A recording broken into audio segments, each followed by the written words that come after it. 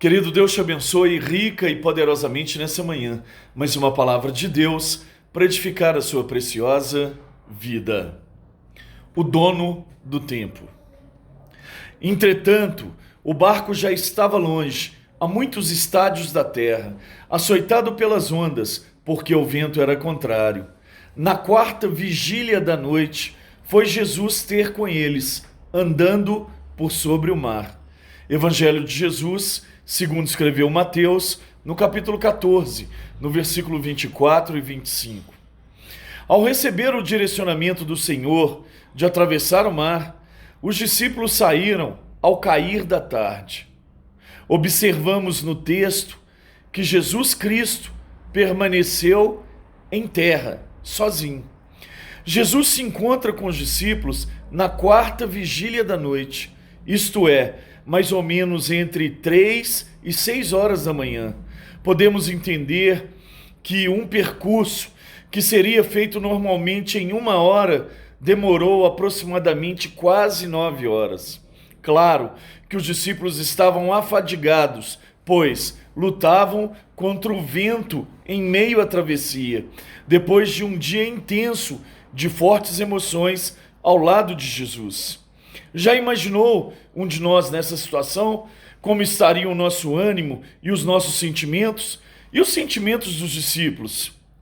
Os discípulos eram instruídos por Jesus a situações de dificuldades em sua caminhada. Eram ensinados a se conduzirem em situações difíceis. Poderíamos nos perguntar, por que Jesus enviou-os sozinhos? Acaso não sabia Jesus da tempestade? Será que ele se importava realmente com os discípulos? Como poderia chegar Jesus rapidamente a tempo de socorrê-los? Enquanto tudo isto acontecia, o texto nos diz que Jesus havia ido ao monte para orar. Existia apenas um monte na região, onde se podia ver todo o mar da Galileia. De uma visão totalmente do ponto de vista humano, podemos imaginar que o barco estava ao alcance da vista de Jesus. Podemos supor que, em seu espírito, Cristo conhecesse a situação que os discípulos estavam enfrentando. Porém, Jesus permitiu que a noite avançasse sem sair do lugar onde estava. Para qualquer observador, a atitude de Jesus parece uma atitude de indiferença a todos aqueles que ele declarava que os amava. Os seus caminhos são mais altos e os seus pensamentos mais altos do que os nossos, pois os céus são mais altos. No livro do profeta Isaías, no capítulo 55, no versículo 9, nós vamos ler porque os céus são mais altos. Os pensamentos e os caminhos de Deus são mais altos do que os nossos. Claro que Jesus quer nos ensinar algo valioso.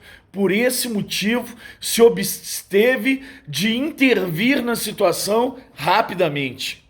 A nossa ação para socorrer quem enfrenta tempos difíceis, angústias, tribulações e tempestades, nem sempre são as mais aconselháveis. Às vezes, é necessário que a pessoa se fortaleça em meio à crise. Jesus vai usar as crises para que nós sejamos fortalecidos. Em outras circunstâncias, é melhor que as pessoas reconheçam que os seus recursos são limitados. Existem casos que precisamos entender a nossa total dependência de Deus para tomar uma atitude, para agir e para resolver problemas em nossas vidas. Seja qual for a situação, o Senhor chega no momento certo, no tempo perfeito, para tirarmos o maior proveito possível da situação que estamos enfrentando. Querido, se você está passando por uma situação difícil, entenda, ore ao Senhor, se dobre diante do Senhor. Querido, Ele quer te ensinar alguma coisa. Ele quer que você aprenda com essa situação, que você seja fortalecido, que você seja experimentado e que você possa depender totalmente dEle. Deus te abençoe, um forte abraço.